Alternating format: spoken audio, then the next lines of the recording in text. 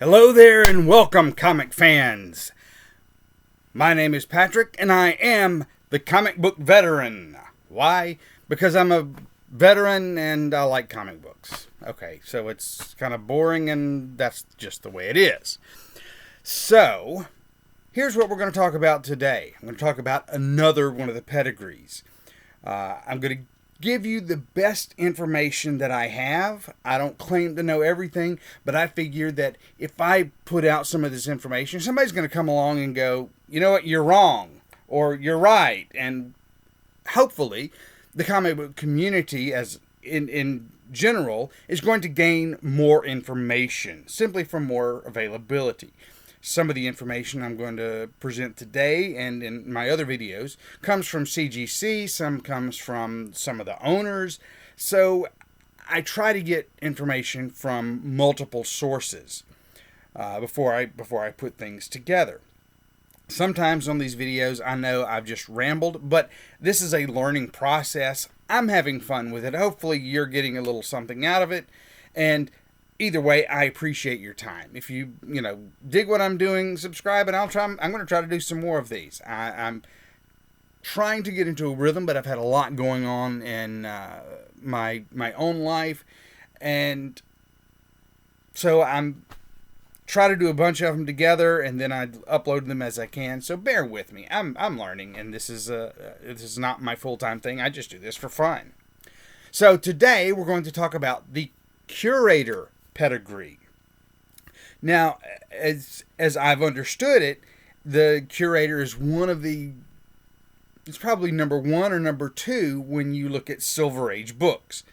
A lot of the books are really the highest and some of the absolute highest graded books from that time period. A lot of it goes from the early 50s through the 1980s.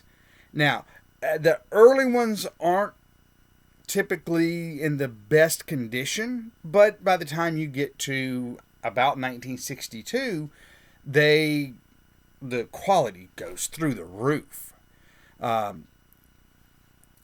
few examples. The Curator collection contains one of the two highest known existing copies of X-Men 1 that are graded at a 9.8. I couldn't imagine what that thing would bring if it were to come to auction. That's just off the charts. Me as an X-Men fan, if you can't tell, those are X-Men. Yes, I've got a lot more, but those are the ones. I think all of these are signed by Chris Claremont. So, no, I'm sorry. There's a couple over here. I think that one, that's a 62 that was signed by both Neil Adams and Roy Thomas. But most of the rest of the books that go across there, they're here on the end. I branch into some other books, so I am incorrect. But most of the ones that are across there, I guess starting here because I rearranged my books, I forgot. Anyway, all the ones going back down there, I've got a 94 that's signed by Chris Claremont, but the rest of these up through the 266 are signed by Chris Claremont. I do have from 94 through 325 or something like that. So I've got that huge run. That's one of the prides of my collection. Okay, nevertheless, the Curator has one of the 9.8 X-Men number ones. There's an Avengers 1 and 9.4, Amazing Fantasy 15 graded at a 9.0. That's another remarkable book. But it also has an Amazing Spider-Man number 1 graded at a 9.6. Give you an idea, there's only 6 copies of Amazing Spider-Man graded at a 9.6. There is one that is a 9.8, which is probably from another pedigree. Maybe one of you knows for sure. If so, let me know. I'm just curious. But if all that wasn't enough, there's a Tales of Suspense 47 that's graded at a 9.9. That's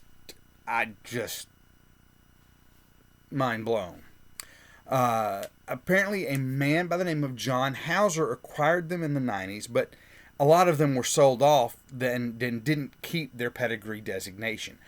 I don't know how many books there were in total. If somebody knows, let me know. I'm curious. So a lot of the books lost their pedigree. And they don't really have any distinctive markings like you look at some of the other books and they'll have a name. Like the Eldon pedigree, you can look at it and go, yeah, that's his name on the book. So there's not anything like that with the Curator books. And from what I understand, most of them are simply unaccounted for because of how they were sold off and how the collection was split up. So that's just, I don't know, ridiculous. But ultimately, the collection was put together by a man who was not ignorant of the potential value. He knew these books were going to be worth something. And he knew that the condition of the books was going to influence that value. The person who put it together, and I don't have a name. Somebody does. Again, let me know. Feed me information. I love it. But they were stored in a walk-in vault inside of a museum. So it's temperature and humidity controlled and everything. And what he did is when he got the books, he stacked them up in I believe I read somewhere that it was 5 books together, and they were just bound together tightly, and that the way they were packed gave them really maintained the spines, the crispness of everything else. Generally speaking, these books have a very high structural grade and usually really white pages. Most of them, as I understand it, are absolutely newsstand fresh, just like you went and picked it up off the newsstand today. Now, the book I've got in my collection is an Annie Oakley and Tag #1. This is from 1965, July, from Gold Key Comics.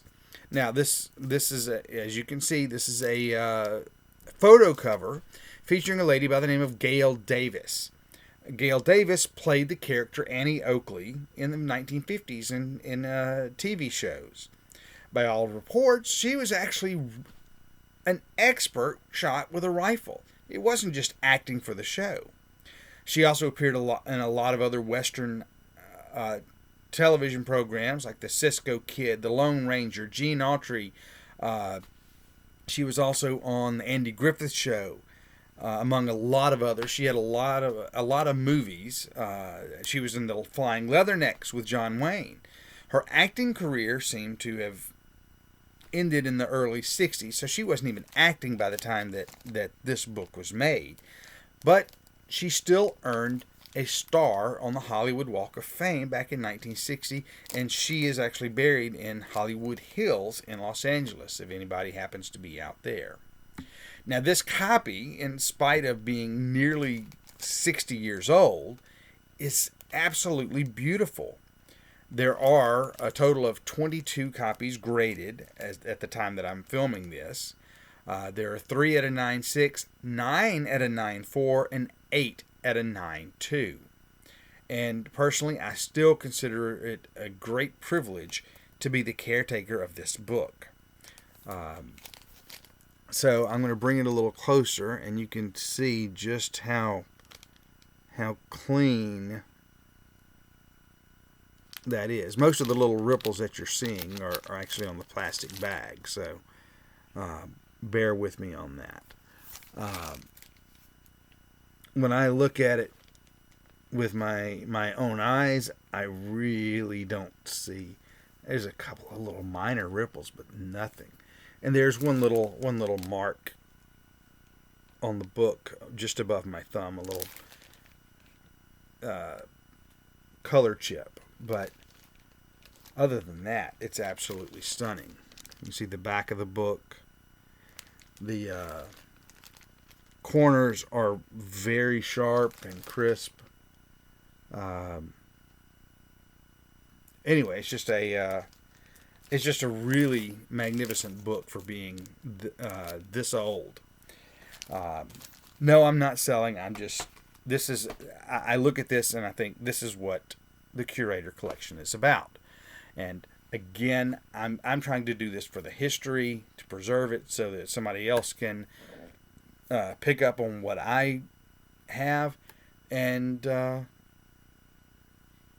build on it from there.